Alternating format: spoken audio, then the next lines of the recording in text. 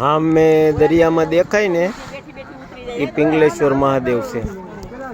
આજે અમે બધા છે ને નાવા આવ્યા છીએ દરિયે.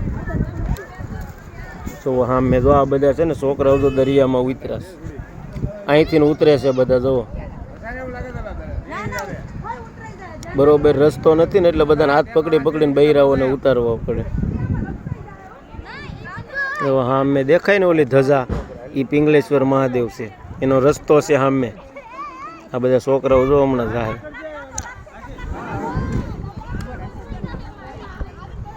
આ બધા આવે છે.